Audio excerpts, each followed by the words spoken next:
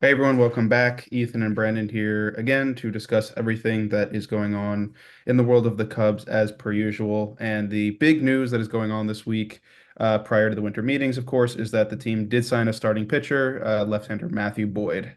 Shota's got some competition coming out of the some lefty pitching times, and it's good to see Matthew Boyd sporting some blue, red, and white. I'm excited to see what's going to happen once he steps into Wrigley Field. Just a little background if you don't know about Matthew Boyd. He started off in 2015 with the Blue Jays, then transferred over to Detroit, and he stayed with them until 2021, and then he went over to Seattle. But then Seattle got sick of him. They sent him back over to Detroit, and now in 2024 he was with the Guardians, and now 2025 the Cubs have him, baby.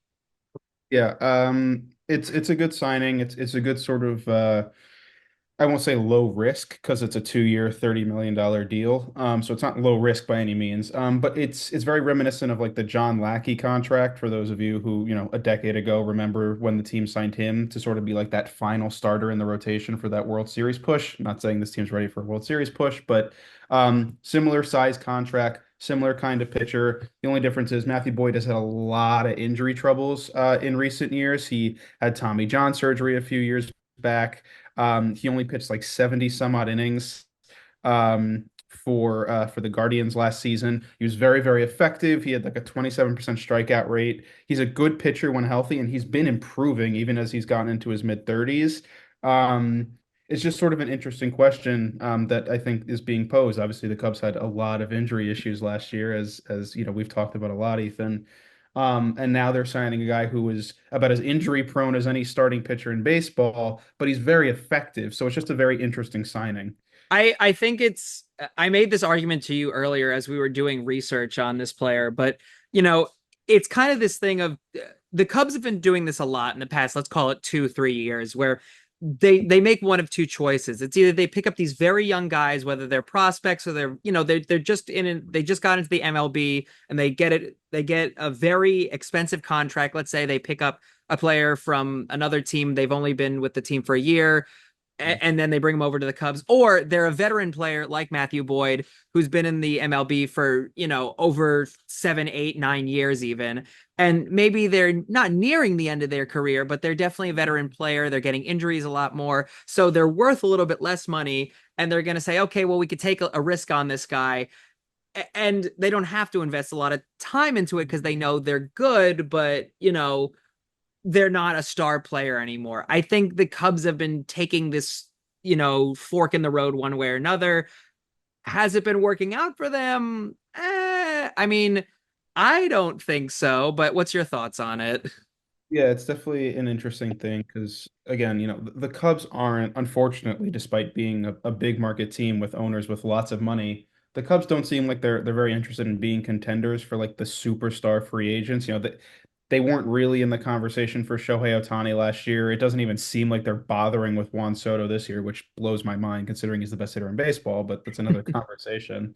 Um, and so it just sort of seems like the Cubs team from a decade ago that, signed John Lester, that signed Jason Hayward, even though his contract didn't really work out, that signed Yu Darvish.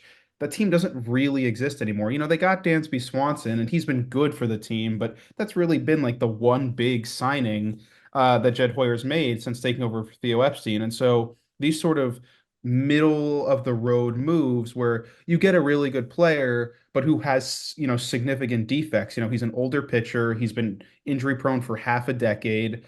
It's just sort of it's a solid move, but conditionally so. It's only a good move if the Cubs make another move for a better starting pitcher.